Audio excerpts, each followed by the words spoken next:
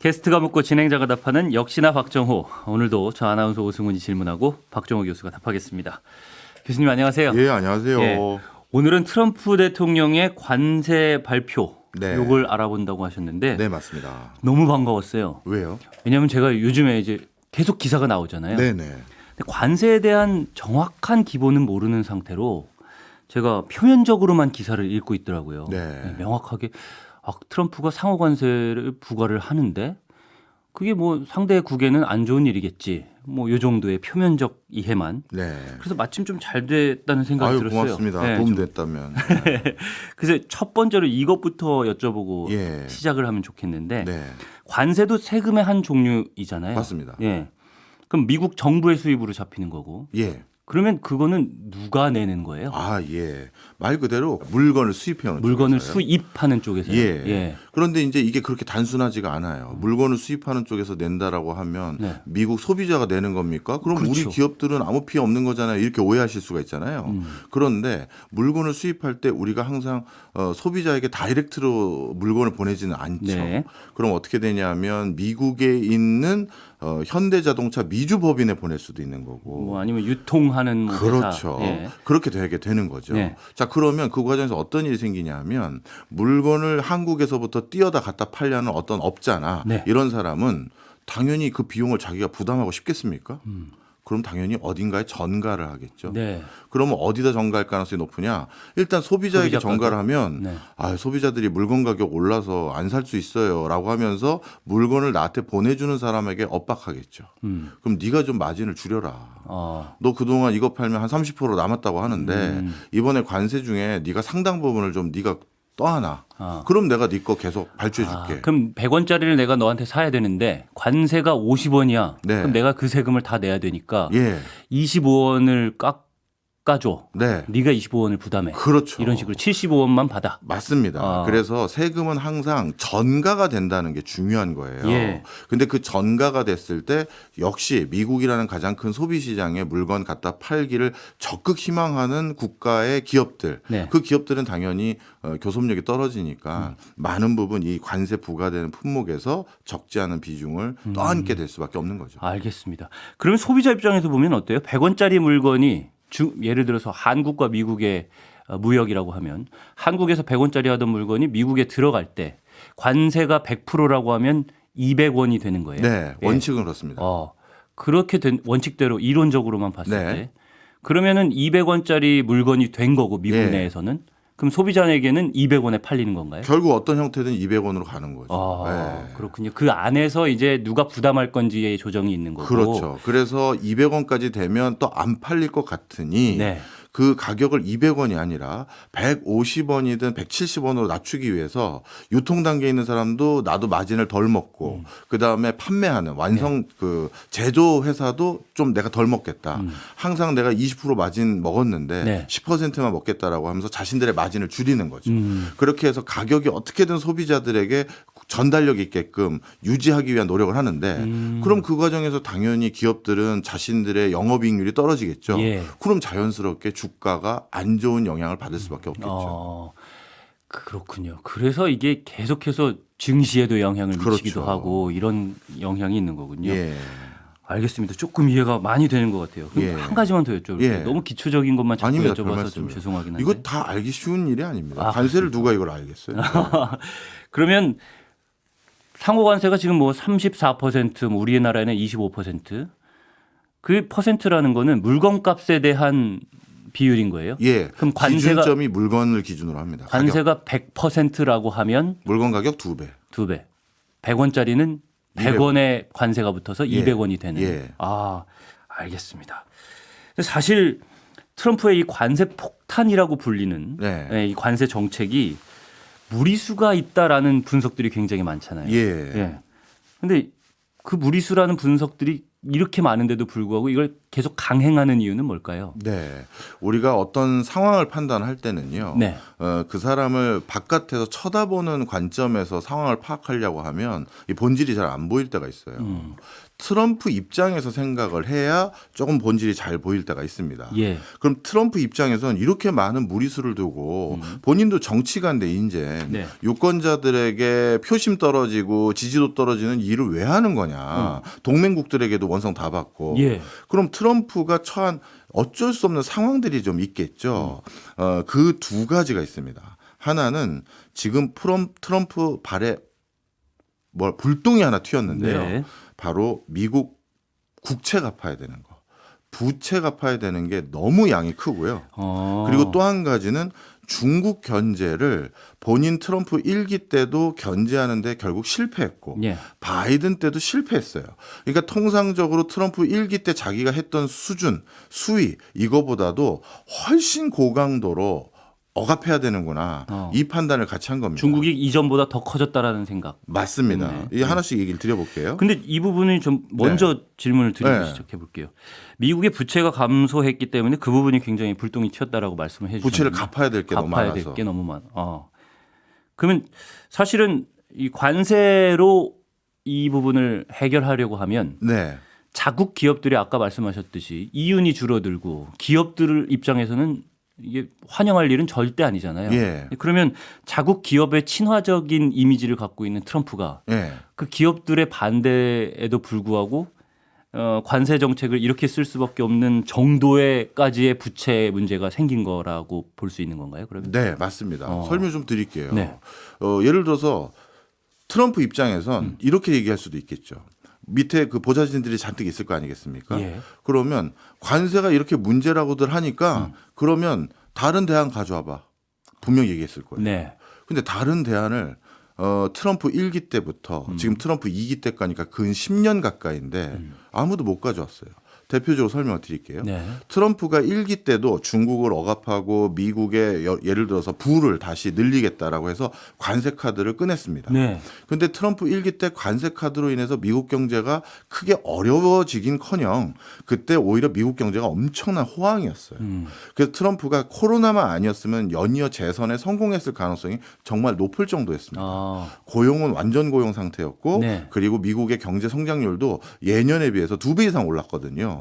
그런데 그때 관세 부과한다고 했었을 때 그때도 많은 주류 경제학자들이 자기한테 뭐라고 했냐면 관세 부과하면 오히려 경제를 위축시키고 오히려 미국 경제를 악영향을 미칠 수 있다 했는데 예. 더 좋았거든요. 예. 자, 그러고 트럼프와 전혀 결이 다른 바이든이 대통령에 당선되고 나서 했던 일이 뭐냐? 트럼프가 부과했던 관세를 더 올렸어요. 우리는 바이든은 다른 행보를 했을 거라고 생각하지만 네. 대중국 관세율을 바이든이 훨씬 더 많이 올려서 전체 물품별로 비교했었을 때 평균 3.8배를 올렸어요. 대표적으로 전기자동차 같은 경우는 트럼프가 중국산 전기자동차 막기 위해서 관세 25% 부과했거든요. 네. 그랬더니 중국산 전기자동차 막았느냐? 잘 못 막고 있었어요. 그랬더니 바이든이 중국산 전기자동차에 관세 100% 부과합니다. 그다음에 트럼프는 지난 1기 때만 하더라도 주사기 바늘 이런 거는 고부가가치 제품도 아니고 괜히 우리 여기에도 관세 부과했을 경우 우리 미국의 물가만 건드릴 수 있으니 예. 중국산 주사기나 바늘은 관세 부과하지 마. 0%였어요. 근데 바이든은 어떻게 했느냐? 주사기도 바늘도 그것도 중국이 돈 버는 거야. 관세 50% 부과해.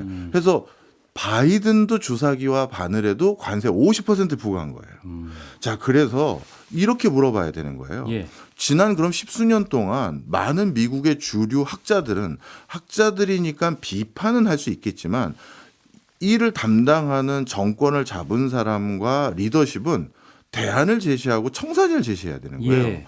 그럼 관세 그렇게 문제라는데 관세 말고 다른 전략들 가져와 봐를 수차례 요청을 했지만 들고 오는 사람이 없는 거예요. 심지어 바이든마저도 자기랑 똑같은 정책을 취했고. 예.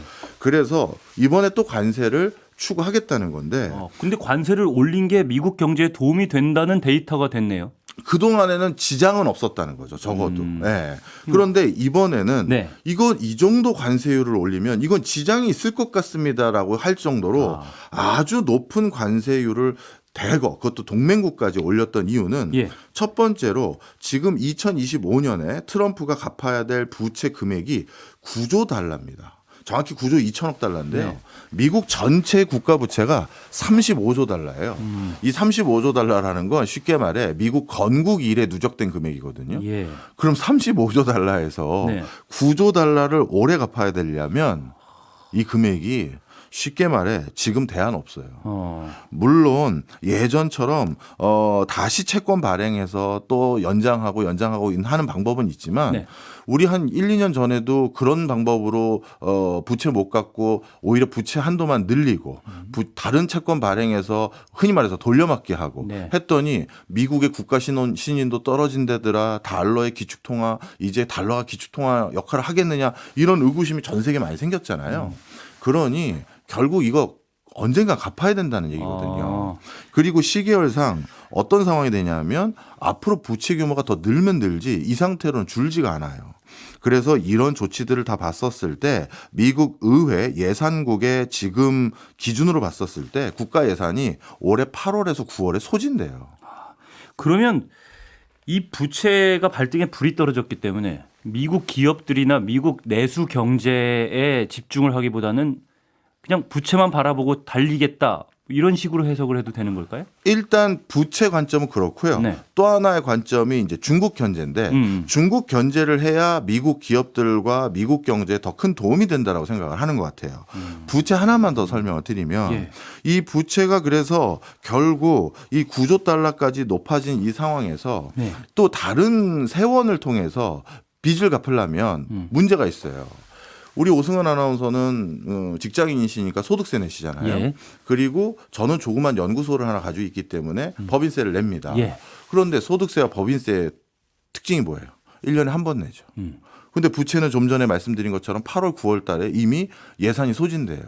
그럼 그때 도래하는 이 돈은 다 뭘로 갚을 건데 그때 상시 징수할 수 있는 세원이 필요합니다. 그게 미국의 물건 팔러 오는 사람들에게 일종의 입장료처럼 징수할 수 있는 관세가 시기적으로도 가장 적합한 세수원이에요. 부채 그러니까 갚아야 하는 그 시기가 네. 도래하는 것이 네. 한꺼번에 세수를 걷는 시기와 또 맞아 떨어지지도 않고 그게 더 자주 오기 때문에 맞습니다. 그래서 미국은 부가세 없거든요. 많은 네. 분들이 미국 부가세가 있다고 생각하는데 그건 특별소비세고요. 미국은 부가세가 없습니다. 특별소비세는 부가세는 다른 겁니다. 예. 그러니까 부가세 신고한다고 해서 분기별로 한 번씩 하는 그런 것도 사실 없는 거예요. 지금 미국은.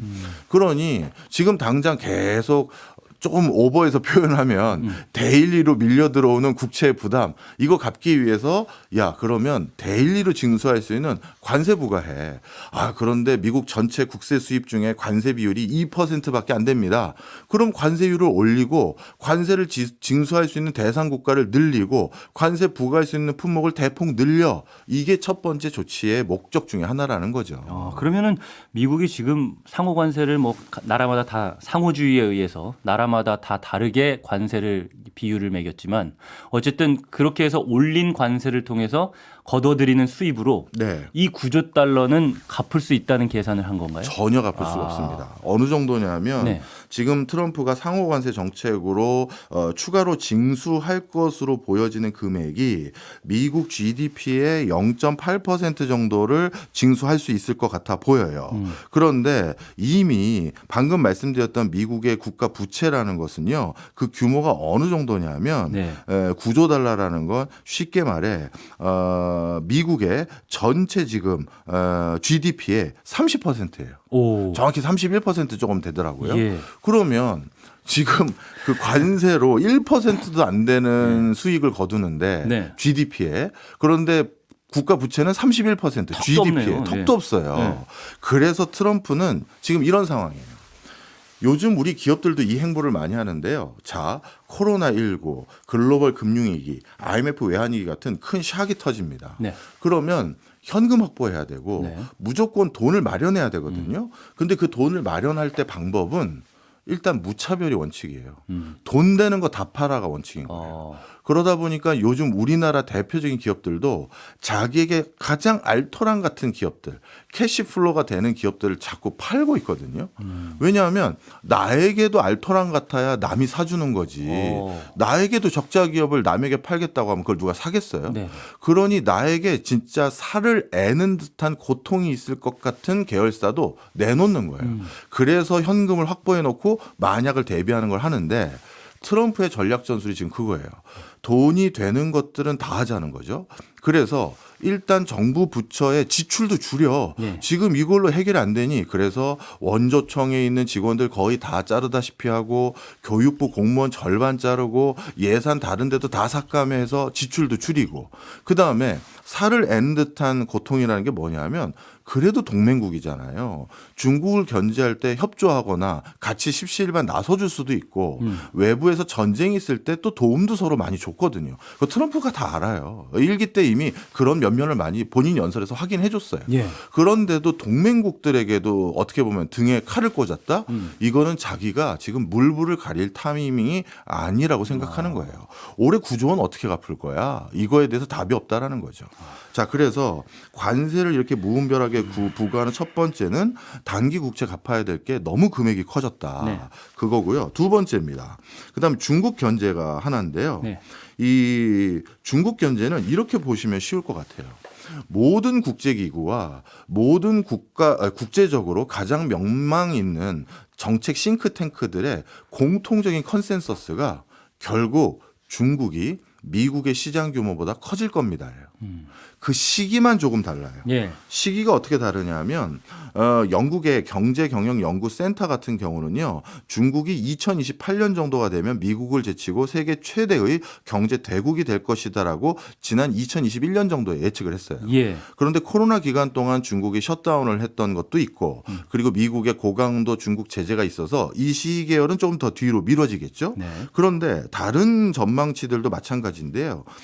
예를 들어서 시티그룹 같은 경우는 2030년이 되면 중국이 미국을 추월하는 경제 규모를 가질 거라고 얘기를 했고요.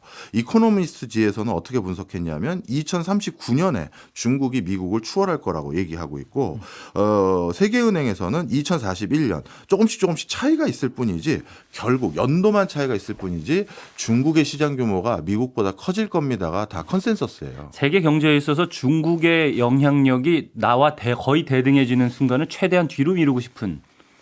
뒤로 미루는 게 아니라 절대 역전이 되면 안 되는 안 거죠. 되는. 우리가 전 세계 국가 수반들과 전 세계 CEO들이 네. 미국이 한마디 하면 별벌 떨고 미국의 비위를 맞추려고 하고 거기에 가능하면 부안애동하려고 노력하는 이유가 뭐예요? 미국에서 장사해야 되잖아요. 네. 제일 큰 시장이다 보니 거기다 물건 팔아야 되는데 거기다 물건 팔 방법은 미국의 룰을 따라야 되고 미국 눈치를 봐야 되는 거죠. 예.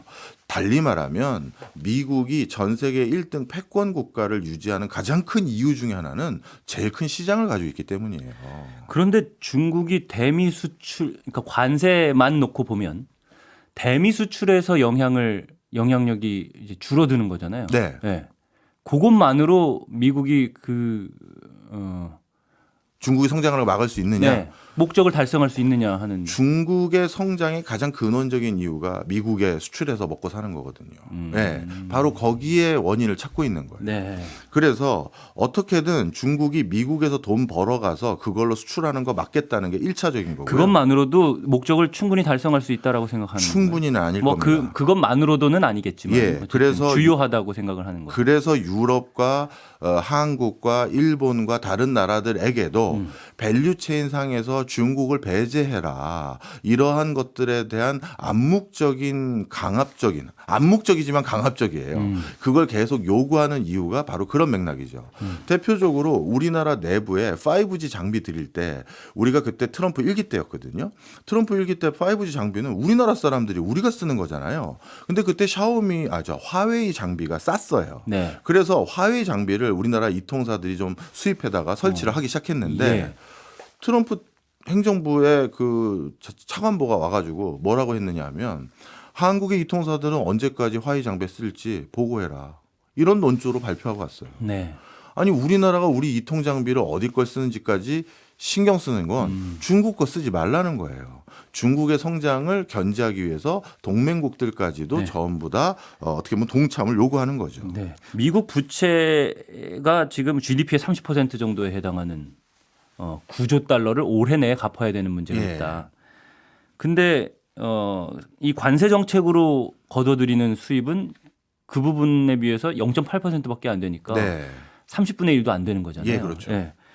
그럼에도 불구하고 어쨌든 그만큼 발등에 불이 떨어졌기 때문에 맞습니다. 이 관세 정책을 펴서 그거라도 충당을 해야 된다고 예. 말씀하셨는데 그러면 나머지 부분은 어디에서 충당을 하겠다는 지금 생각일까요? 아이디어를 쥐어짜고 있어요. 네. 그러니까 주류 경제학자들이 그럼 부채 어떻게 갚아올 수 있는지 가져와 봐라 했는데 그걸 얘기를 잘 안 하는 거예요. 그래서 트럼프가 가지고 있는 여러 아이디어들의 면면을 보면 네. 일단 기존에 지출될 비용도 좀 줄이자. 그래서 공무원들을 다 자르고 있는 거죠.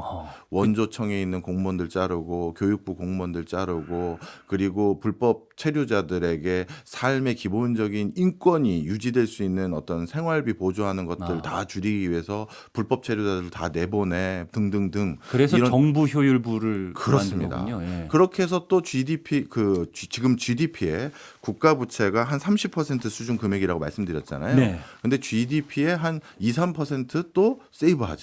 이렇게 해서 또 거기에서 또 조금 일부 갚을 수 있는 여지를 만들어 보는 거고. 네. 그다음에 러우 전쟁 빨리 끝내라. 그것도 러우 전쟁이 끝나고 나면 본인이 희망하는 게 거기 우크라이나 지역의 자원 개발권을 가져가겠다고 하는 거잖아요. 네. 근데 미국은 우리랑 다릅니다. 뭐 석유공사나 광업공사 이런 것들이 직접 없어요. 그러면 그 자원 개발권을 당연히 세계적인 정유사에게 또는 자원 개발 회사에게 팔겠죠. 미국이. 민간 기업에 그렇죠. 그 권리를 파는 거죠. 권리를 파는 겁니다. 그래서 그런 것들로 인해서 또 추가적인 수익을 확보하는 거고. 네.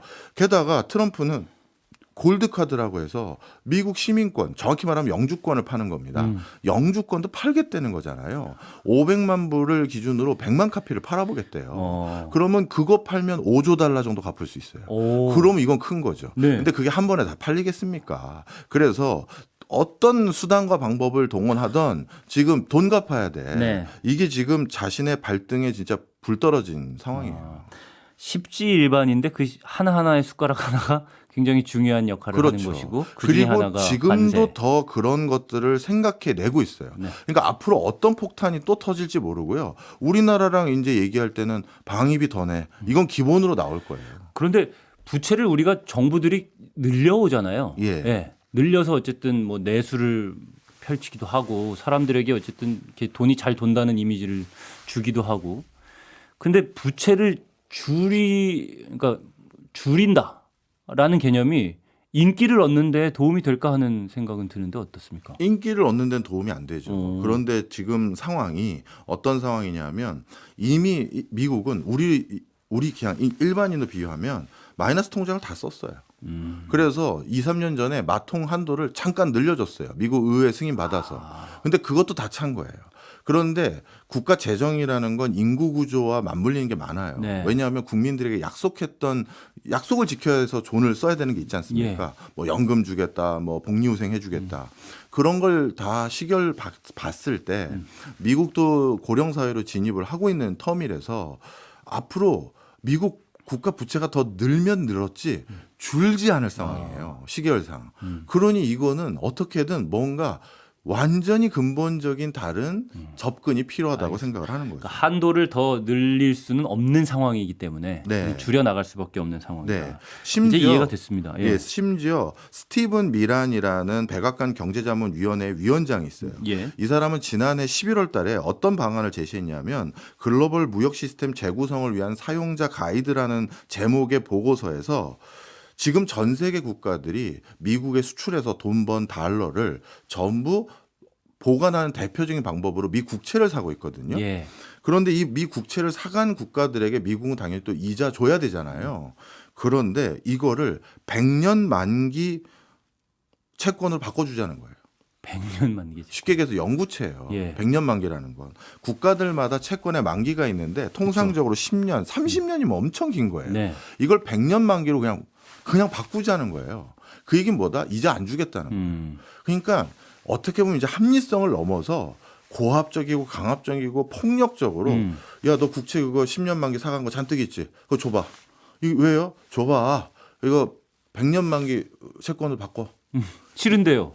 뭐? 이렇게 되면 이런 것까지 하겠다는 거예요. 그래서 정말 앞으로는 또 뭘 들고 나올지가 더 걱정이에요. 폭력적이라는 말씀이 참 어울리는 말인 것 네. 같습니다. 자, 근데 알겠습니다. 이 관세보다 더 중요한, 관세 더 중요한 이제 중국 견제예요. 중국 견제를 말씀을 드려야 되는데 네.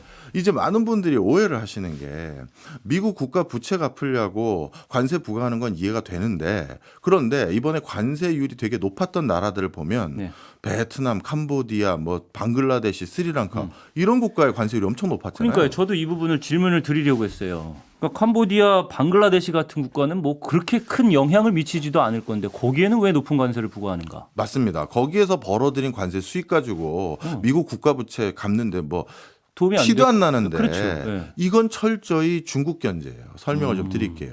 대표적으로 캄보디아의 무역 수지 표를 보면요. 캄보디아가 가장 많이 수출하는 국가 1등은 당연히 미국입니다.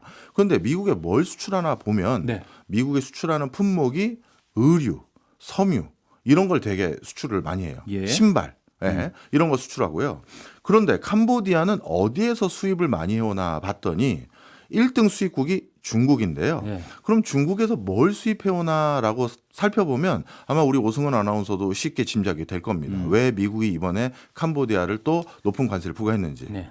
중국에서 주로 수입해오는 물건은 면사, 섬유, 그리고 기계류인데 여기 기계류는 봉제 기계 같은 것들이 대거 포함되어 있죠. 그럼 중국에서 수입을 해서 뭐 OEM 방식이라고 하나요? 예. 그래가지고 여기서 그냥 살짝 조립만 해서 미국으로 다시 수출하는 방식. 정답입니다. 이거를 뭐 우회 수출 이렇게 맞습니다. 표현하나요? 예. 쉽게 말해 중국인들이 국경을 접하고 있는 캄보디아에 내려가서 메이드 인 차이나 붙으면 이제 미국에서 관세 부과하고 미국에서 물건 잘 안 살려고 하니까 바로 국경 넘어서 캄보디아에 공장 지은 거예요. 그래서 거기에서 물건 만들어다가 네. 미국에 팔고 있는 거죠. 그러니까 중국이 돈 벌고 있는 경로 중에 하나인 거죠. 근데 미국 대통령 입장에선 더 화가 나는 일이 있을 수 있을 거예요. 미국 대통령 입장입니다. 네. 캄보디아가 중국의 주요 수입하고 있는 품목들의 1, 2, 3등은 아까 말씀드렸던 면사, 섬유, 기계류 등인데 네. 밑에 5, 6등 정도를 쳐다보면 뭐가 떡하니 있냐면 전기전자 제품이에요. 그 무슨 얘기예요? 캄보디아 국민들이 중국 제품 미국에 수출하는 과정에서 돈 벌어서 야 우리도 TV 하나 사자, 냉장고 하나 사자 할 때 어느 나라 TV 냉장고 사주고 있다? 중국 거를 그렇죠. 결국 중국 성장시켜주는데 미국이 일조하고 있는 거 아니야 이런 거죠. 전기전자에서 제조업이 발달해가지고 우리가 다른 나라에 수출할 수 있는 품목은 미국이 그걸 쥐고 있어야 된다는 생각을 할 텐데 전기전자 같은 그런 경우는. 것도 있지만 핸드폰이나 뭐 그런 것도 있지만 네. 캄보디아 국민이 결국 미국의 돈을 번 거잖아요. 중국 대신해서 수출을 해줘서 그러면 캄보디아 국민들이 그 돈 번 걸로 누구는 물건을 다시 사준 거예요. 그러니까 중국의 경제를 키워준다 이 그렇죠. 생각인 거죠. 그렇죠. 그러니 중국 경제를 누르는 게 그래서 미국이 전 세계 소비 시장 제일 큰 걸 가지고 있어야지만 전 세계 말빨이 쓰는데 네. 계속 중국인들이 돈을 벌 수 있는 구조를 이렇게 뒤로 만들어주고 그 원흉이 또 미국인데 네. 이걸 어떻게 놔두냐는 거예요. 그래서 방글라데시도 똑같은 분위기고요. 스리랑카도 똑같은 분위기예요. 네. 그러다 보니까 자연스럽게 미국의 이번 조치는 그냥 중국의 우회 수출 경로가 될 수 있는 나라들이 대부분이니 다 막어 이거고요. 한두 군데 막았더니 또 다른 나라로 도망가더라. 그러니 이제는 모든 국가에 그냥 다 적용시켜버려. 이게 미국의 입장이에요. 네.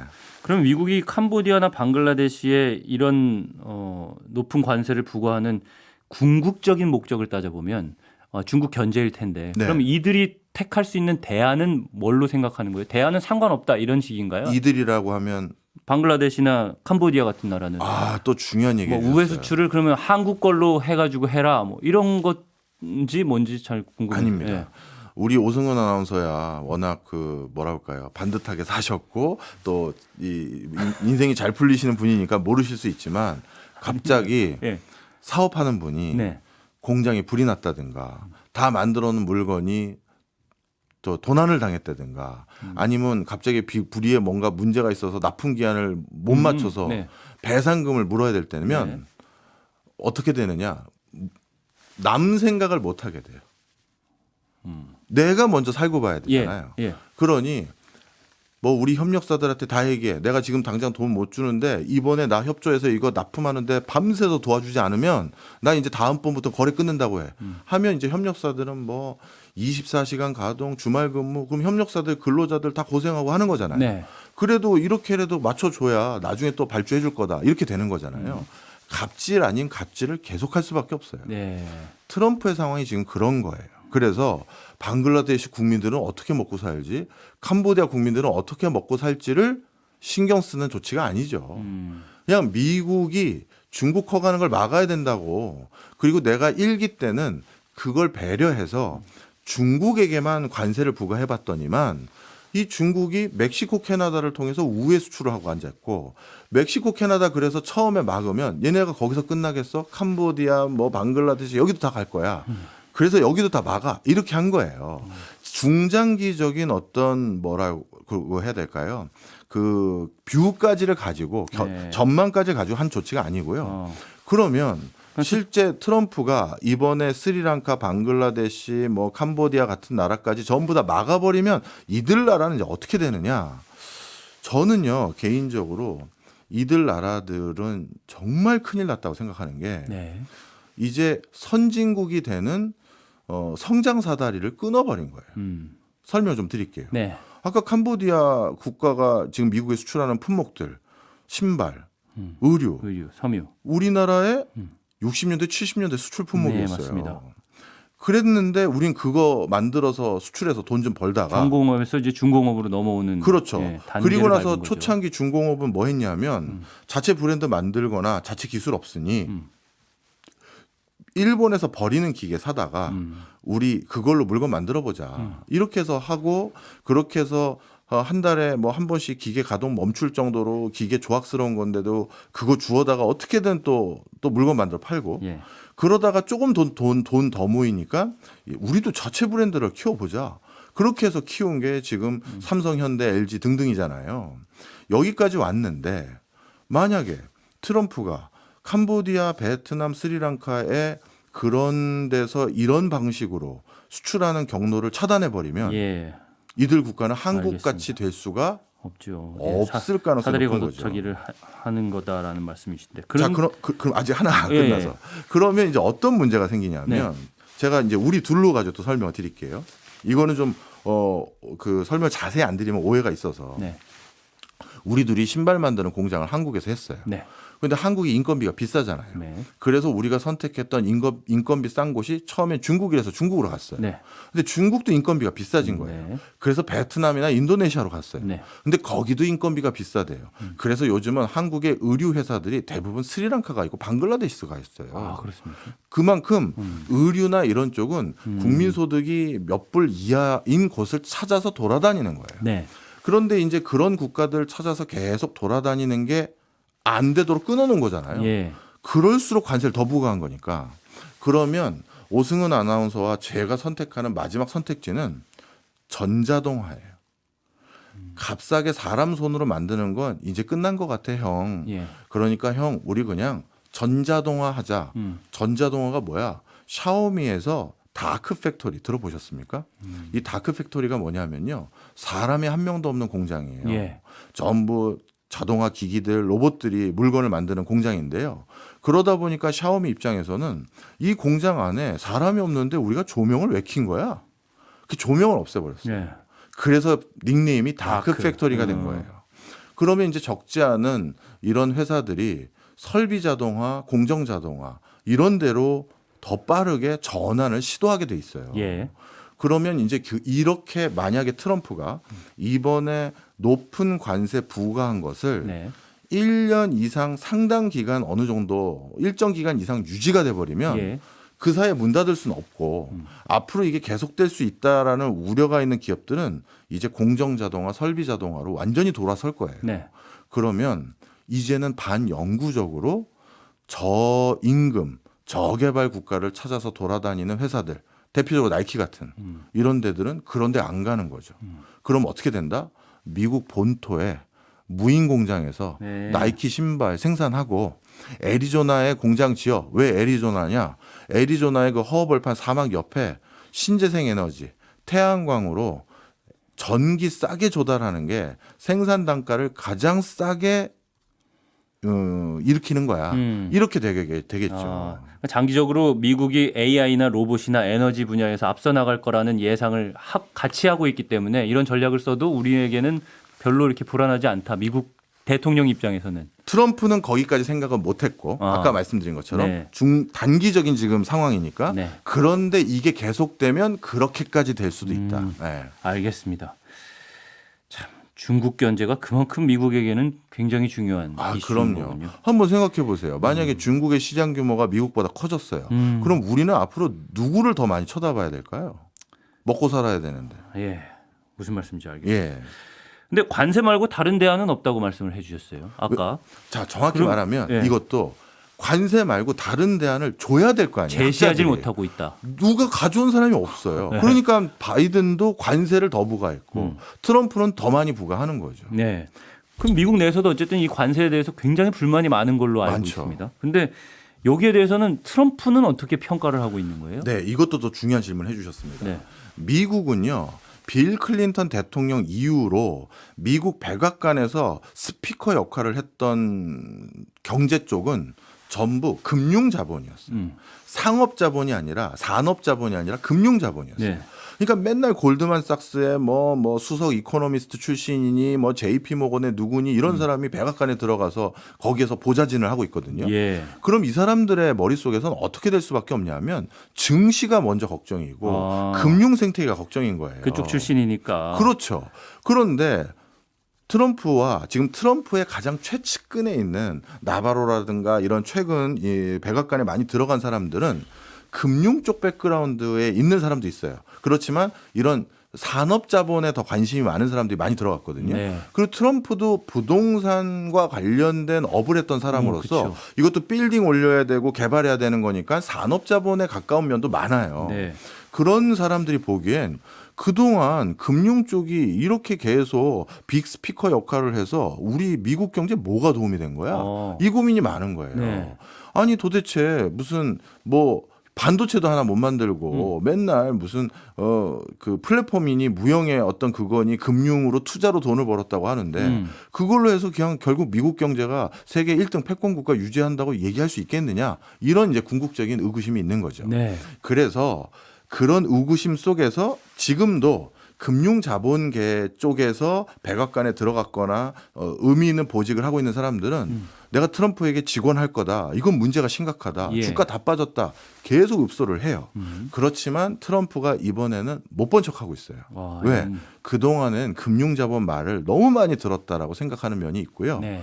그러면 산업자본과 상업자본 얘기를 들으면 미국 경제 나아집니까 했었을 때 그동안에는 또 나아진다라는 쉬운 판단을 못했어요. 왜냐하면 미국의 인건비가 너무 비싸거든요. 네. 그리고 미국은 여러 가지 뭐 그 근로 기준법이 뭐 다른 저개발 국가와 달리 굉장히 강도 높기 때문에 그거 다 맞춰가지고 야 국제적인 가격 경쟁력 있는 제품 생산을 못해요. 그런데 트럼프 바로 옆에 누가 있느냐? 일론 머스크. 네. 그리고 트럼프의 아들, 딸들이 가장 친분을 돈독하게 하고 있는 사람들이 대부분 누구냐? 빅테크 기업들이에요. 이들이 얘기하고 있는 게 전부 뭐예요? 이제 곧 휴머노이드 세상이 옵니다. 네. AI 세상이 옵니다. 그러면 그 세상이 온다고? 그러면 미국 내에서 제조해도 되는 거 아니야? 이제 인건비 부담 없는 거잖아. 네. 그리고 에너지 분야에서 최고의 패권 국가는 우리 미국이잖아. 1등 산유국이고. 예. 그리고 우리 땅도 넓어서 신재생 에너지 뭐 플랜트 가동할 수 있는 데도 많아. 그러면 왜 제조를 다른 데 보내는데 중국이 제조 공장 역할을 해서 저기까지 올라간 것도 꺾으려면 제조마저도 미국이 할 수 있는 터전과 여건이 생긴 거잖아요. 그러면 야 제조도 못할 게 아니네 이젠. 그런 전략적인 판단도 같이 붙어 있는 거죠. 아, 그래.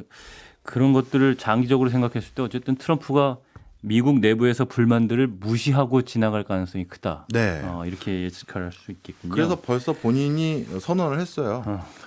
미국의 경기 침체가 올 수 있다. 하지만 이게 미국이 다시 한번 거듭나기 위한 성장통이다. 이런 논조를 얘기했습니다. 근데 이 성장통이라는 건 뭐다? 요거 잘 견디면 다시 중국 확실히 눌러서 미국이 전 세계 1등 패권 국가라는 지위를 100년 가까이 유지할 수 있는 초석을 다진 대통령이 나고 나는 미국 역사상 가장 위대한 대통령이 될 수 있고 그 중간에 뭐 액세서리로 노벨 평화상도 한번 받고 그런 원대한 꿈을 가지고 있다면 예. 그거를 예를 들어서 뭐 성과라는 말로 대체를 할 수 있다고 예. 하면 그 성과를 이런 관세 전쟁으로 달성을 할 수 있는가 이 부분도 살펴볼 필요가 있을 것 같아요. 본인도 의구심은 있을 거예요. 예. 의구심 없다고 생각하지 않습니다. 그런데 계속 말씀드리지만 그런 직을 가진 사람은 네. 자기가 뭘 해야 돼요. 그냥 비판만 하는 게 아니거든요. 근데 뭘 할 수 있는 방안을 나한테 들고 왔던 사람이 나바로라든가 미란이라든가 이런 사람들이 그나마 제시한 거예요. 예를 들어서 이 나바로도 하버드 대학교에서 경제학 학위한 사람이거든요. 예. 그래서 머스크가 하버드 대학교 경제학자 출신은 자아만 크지 현실 모른다 이런 비판도 했단 말이에요. 그러면 머스크한테 물어보겠죠. 그럼 네가 대안을 가져오든지. 네. 뭔가 이런 사람들은 대안이 필요해요. 액션을 해야 되거든요. 네. 그리고 또 드러나는 대안이면 더 좋을 것 같아요. 그렇죠. 네. 성과도 있어야 되고요. 근데 지금까지 바이든 때도 마찬가지지만 미국의 주류가 가져다 준 대안이 없어요. 대안이 없기 때문에 이거는 계속 간다고 생각을 할 수 저는 있는 그렇게 보고 거고. 있습니다. 그리고 앞으로 특히 또 이런 생각 많이 합니다. 요거까지 추가로 말씀드리면 트럼프가 1기 때 확실히 학습 효과를 누린 게 있어요. 네. 관세를 중국에 부과하려고 했더니 중국이 관세는 바로 다음 주부터 부과받을 수 있잖아요. 예. 그래서 미국에 물건 못 팔게 될까 봐 관세만큼은 피하자 해서 중국이 선택했던 게 아유 관세는 우리도 충격이 큽니다. 결국 돈 필요하신 거잖아요. 네. 그러면 물건을 사드릴게요. 그럼 됐죠. 해서 곡물 사드리겠다 뭐 하겠다 했어요. 예. 그런데 그러면 트럼프 1기 때 중국이 사주기로 했던 곡물 원래 약속대로 다 샀느냐? 안 샀어요. 절반만 샀어요. 예. 이게 관세는 즉각적인 효과지만 물건 사겠다는 건 한 번에 살 수 있는 게 아니에요. 예. 그쪽에서도 재배를 해야 될 거 아닙니까? 그리고 이쪽도 창고가 없으면 다 살 수가 없어요. 예. 그러다 보니까 그 과정에서 돌출 변수들이 많아요. 예를 들어서 살려고 했더니 이 곡물이 우리가 생각하는 품질에 떨어집니다. 이건 살 수가 없어요. 이래서 못 사게 되는 경우도 있고 미국에서 야, 왜 더 안 사?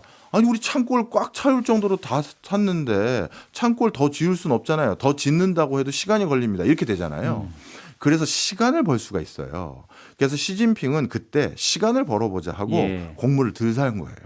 근데 트럼프가 1기 때 이걸 이미 경험했잖아요. 그렇죠. 그러니 이번에 분명 동맹국들부터 상호 관세에 대해서 협상 다시 해보자 하고 있는데 우리 이런 얄팍한 생각 이번에 안 통할 겁니다. 우리가 투자해 드릴게요. 아니면 우리가 물건 사 드릴게요. 관세 빼주세요. 그랬다가는 어떤 꼴을 당할 수가 있다? 현기차처럼 투자한다고 31조 썼는데 넌 관세 안 내도 돼 했는데 하루 뒤에 그냥 관세도 내라. 그렇다면은 지금 말씀을 쭉 종합해 보면 트럼프의 이런 관세 정책은 계속 유지될 가능성이 좀 견고하게 느껴지는데 더 심한 생각도 해요. 더 심할. 네, 그러면 트럼프의 취임사에 네. 중요한 대사가 하나 있어요. 네. 연설 중에 유가가 안정되면 물가가 잡힐 거다라는 논조예요. 네. 트럼프가 취임식 다음 날부터 미국의 정유사를 비롯해서 셰일 기업들을 계속 쪼아대고 있어요. 원유를 풀리 생산해라. 그 얘기는 뭐다? 트럼프도 관세로 인해서 물가가 들썩들썩 할 거라는 걸 알고 있는 거예요. 그러면 그 물가를 그래도 잡을 수 있고 체감 물가를 낮출 수 있는 대표적인 방법은 당연히 유가 낮추는 거예요. 미국인들이 주유소 갔을 때 주유할 때 관세로 뭐 물건 가격 많이 오른 것 같은데 그래도 유가는 낮네. 이렇게 하면서 네. 체감 물가가 낮을 수도 있고 그리고 유가라는 건 전방위적인 물가 상승 압박 요인이 되거든요. 그런데 유가를 낮추면 그게 많이 상쇄되겠죠. 그렇죠. 그러면서 공장 돌리는 데나 뭐 다 그러면서 들어가니까. 이거는 중국에 도움을 주는 것도 아니거든요. 네. 그래서 트럼프는 시간과의 싸움을 선택한 거예요. 그래서 미국 정유사들과 셰일 회사들이 풀리 생산하는데 6개월 이상 걸립니다. 이게 지금 당장 생산하라고 되는 게 아니에요 했거든요. 네. 근데 계속 쪼아대고 있어서 아마 올 하반기에는 정말 풀리 생산이 될 거고요. 네. 그 과정에서 이미 국제 유가도 트럼프가 얘기하는 그 정유사들에게 풀 생산해라라는 것들이 이미 선 반영되기 시작해서 WTI부터 해서 국제 유가가 계속 떨어지기 시작했어요. 그럼 관세 폭탄 이 정책은 어쨌든 계속 유지될 거라고 보면 우리나라는 아직 중요한 설명 안 드렸는데. 아 그래요? 네. 유가가 이렇게 떨어지면 네. 다시 인플레가 생각보다 덜 오르게 되겠죠. 관세 때문에 네. 인플레이션이 유발될 거다. 그래서 국가 경제가 위해가 될 거다 했는데 상쇄시킨다는 말씀이죠. 그렇죠. 예. 그러면 트럼프가 그 다음 할 일이 뭐겠어요? 봤지? 관세 올려도 아무 일 없잖아. 관세 더 올려. 이럴 수도 있다는 거예요. 근데 아까 말씀하신 대로 트럼프가 뭐 일기 때도 그랬고 바이든 때도 그랬고 어쨌든 미국 경제에 관세를 올려도 그렇게 악영향을 끼치지는 않는다라는 데이터도 이미 쌓여 있겠다. 네. 예. 그렇다면은 계속 이 기조가 간다면 우리나라는 지금 25% 상호 관세가 매겨졌는데 어떤 영향이 올까? 우리는 또 어떻게 대처해야 될까? 뭐 이런 생각을 마지막으로 하게 됩니다. 짧게 네. 좀 정리를 해주신다면. 그거는 앞으로 계속 송경제를 들어주시면 저희가 꼭 해답을 찾아내겠습니다. 아 지금 한마디로 이렇게 간단하게 할 수 있는 할 얘기는 수가 아니다. 없네요. 아, 하다 알겠습니다. 보니까. 네. 다음 시간을 또 기대해 보도록 하고 저는 여기서 인사를 드리도록 하겠습니다. 다음 주에 다시 찾아오겠습니다. 고맙습니다.